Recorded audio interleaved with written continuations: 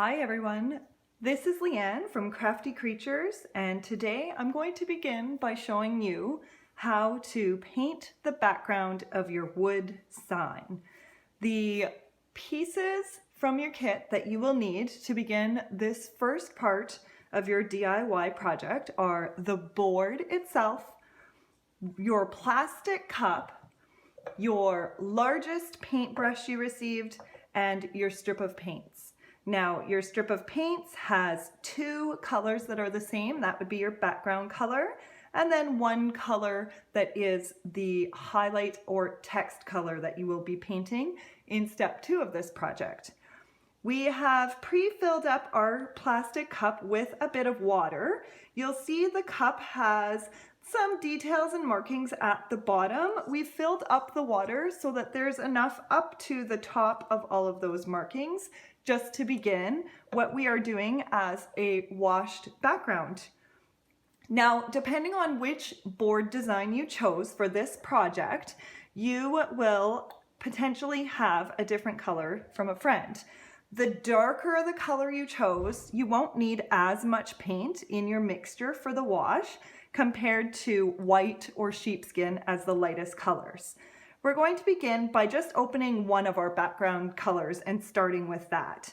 That's going to be a good way to see how much paint we really need, and I'm going to put all of that one in my background. Now, I've laid out some paper towels today. Feel free to grab some newspapers or anything just to help with any spill-offs of your paint for painting the background of this board and for easy cleanup at home. So what we're doing is we put the entire portion of the paint from one cup, almost all of it I think I got. I'm just gonna go back in and make sure I got it all. Now I'm using Maui Sand, which is the dark gray, so odds are I'll need less paint and more water as a ratio. So there's no rhyme or perfect reason as far as measurements of how much water to paint. Partially it's getting an eye for it as you do these wash backgrounds. And the other part of it is just seeing in your water mixture what looks very watery compared to something that's more full of color. And so what you're going to do is you can even just do one of the slats on the board as a tester to see how you like the color that's being laid down. So we've mixed that background paint color really well, and just as a guideline, we're just starting with one of our amounts of paint just to be able to get a feel for how light or how dark we might want the board. As you go along, let's say you get a drip just like I had there, you're going to want to sop that up as quick as you can, otherwise it will leave a mark. We're working slat by slat. That creates a more efficient way to paint our background board. Now, overall, I personally like the darkness on this. Remember that all paints will dry slightly lighter than what is shown when it's wet. Paint is darker when it's wet and it dries a bit lighter. So if you're finding you're working with one of our lighter colors today, like white or sheepskin, I probably, knowing now what I'm seeing here with this Maui Sand, I would definitely use a bit more of your second paint strip cup of that color in order to just darken it in relation to the water. And we're just going to paint along our whole board.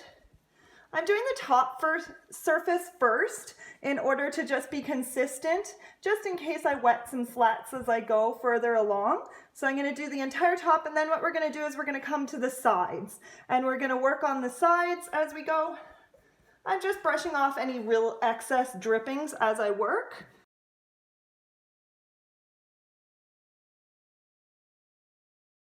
And then I'm going to start by doing the edges of my board, which is mainly the reason as to why we have some kind of cleanup around here. And I'm going to go all the way down the side of it. You'll see that the ends of the wood actually soak up quite a bit of paint and water.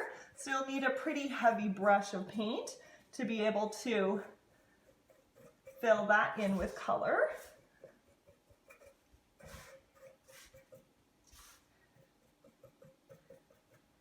And one of the things I personally like to do as I go back along is if I've hit the edge and I've added some paint that happened to be on top, I like to do an organic sweep of just taking some paint on top here to blend that in. Otherwise, you'll see that bleed come up onto the front side. Just gonna do our top edge.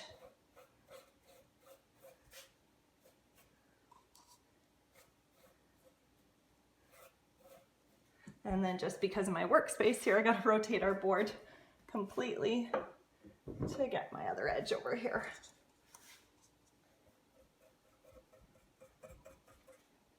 And then that's it. When you're done all this, we'll let our board dry thoroughly, and then we can continue on to our next video.